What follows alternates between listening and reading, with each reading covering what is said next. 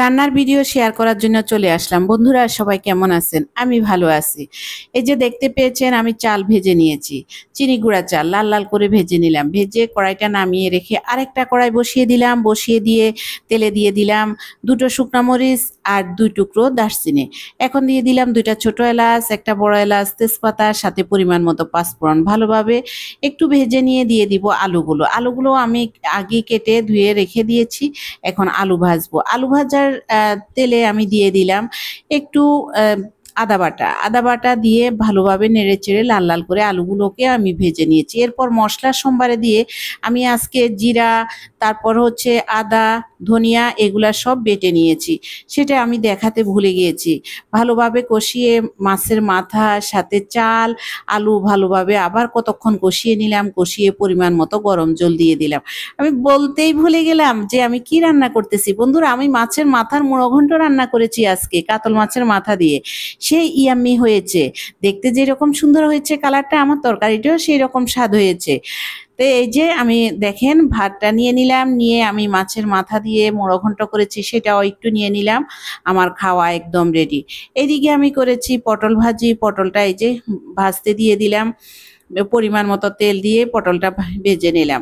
আপনারা পটল ভাজার সময় এক চিমটি চিনি দিয়ে নেবেন। আসলে প্রতিটা খাবারে চিনি দেয়া স্বাদের জন্য, টেস্টটা ব্যালেন্স হওয়ার জন্য। আবার সবকিছু মিলিয়ে আমাদের কিন্তু আসলে সত্যি চিনিটা দেয়া তরকারিতে উচিত না, স্বাস্থ্যের পক্ষে ক্ষতিকর। তো স্বাদ ব্যালেন্স হওয়ার জন্য আমরা একটু পরিমাণ চিনি দিই। পটল ভাজিতে যদি চিনি দেওয়া হয় তাহলে তেলটা কম টানে আর পটলটা একদম সুন্দর করে লাল লাল করে ভাজা হয়ে যায়। এদিকে মাছ ভুনাও আছে। মাছটা লাল লাল করে ভেজে নিয়ে সাথে ভুনা করে নিলাম। একটু পেঁয়াজ, সাথে একটুখানি 2 কোষ দিয়ে দিলাম রসুন। যাতে এখন তো এগুলা চাষের মাছ, সেই কারণে একটু রসুনটা দিলে চ্যান্ট অন্যরকম আসে আর গন্ধটা লাগে না। তো সেই জন্য একটু রসুনও দিয়ে দিলাম। আমার মাছ ভুনাও হয়ে গেছে। এখন আমার ভিডিওটা তো লং করতে হবে, সেই জন্য আমি আগের রান্নাটা আবার শেষে এনে একটু পরিমাণ দিয়ে দিলাম, যাতে আমার 3 মিনিট প্লাস ভিডিওটা হয়, সেই কারণে।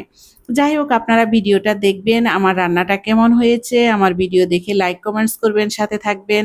আজকে কয়েকদিন আবার আমি লং ভিডিও দিতে পারি নাই। আর রান্না করি ঠিকই, আমার অনেকগুলা রান্না হয়, কিন্তু সময় স্বল্পতার কারণে সব মিলিয়ে ভিডিও দিতে পারি নাই। আমার আজকে মুড়ো ঘন্ট খুবই টেস্ট হয়েছে। সবগুলা রান্নাই অনেক মজা হয়েছে। আপনারা আমার ভিডিও দেখবেন, লাইক কমেন্টস করবেন, সাথে থাকবেন। যদি কোনো ভুল ত্রুটি হয় অবশ্যই কমেন্টসের মাধ্যমে আমাকে জানাবেন। আমি অবশ্যই আপনাদের কমেন্টস দেখে নিজেকে শুধরানোর চেষ্টা করব। আপনারা সবাই ভালো থাকবেন, সুস্থ থাকবেন। আজকে এখানে বিদায় নিলাম। আমার জন্য সবাই আশীর্বাদ করবেন, আমি যাতে ভালো থাকি, সুস্থ থাকি, আপনাদেরকে সুন্দর সুন্দর ভিডিও উপহার দিতে পারি। আমি সব সময় আপনাদের সাথে এই কথাটাই বলি। আজকে বিদায় নিলাম। টাটা।